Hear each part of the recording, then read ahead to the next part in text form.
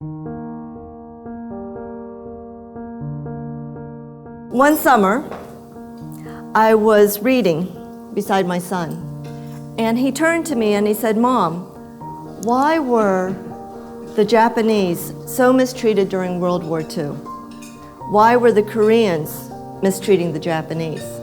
And I looked at him like, "What are you saying?" And he was reading a children's book. This book had been required reading in our school for 15 years, and it was taught without a Korean voice. People would stop you on the street and say, "Are you Chinese?" You say, "No." "Are you Japanese?" "No." "Well, if you're not Chinese, Japanese, what are you?" You know, we'd have to say Korean. They said, "Well, what is that?" It was in kindergarten. I was running outside, and it was recess time, and I was playing with all the other kids.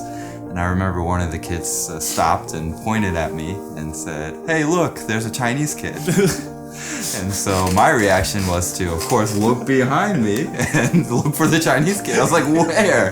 Where is this Chinese kid? So that was the first moment of a realization that, yes, I was in fact different from the other kids.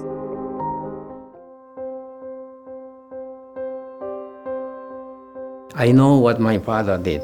I know what my grandfather did, a great-grandfather did. I can't let them down. When you say generational self, I think I would say generational awareness. This is very important. 그때 이제 객차는 사람이 꽉 차고 기차 꼭대기 거기 올라탔다고. 거기 올라타가지고 이제 아버지가 뭐라냐면 여기서 세 사람 중에 한 사람만 졸면은 다 죽는다 이거야.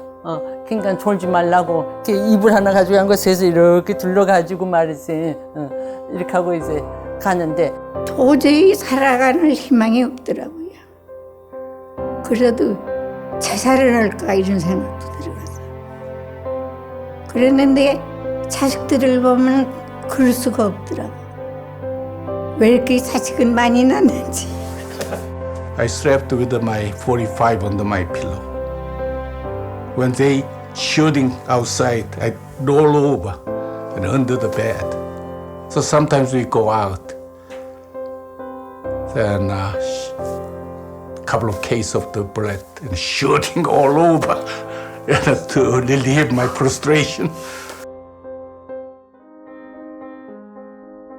You know, the whole neighborhood really wanted all of the Asian people out. And then a few months after that, it was LA riots. So my first 2-3 years in the United States was just, you know, there was such a focus on the relationship between Korean Americans and Black Americans.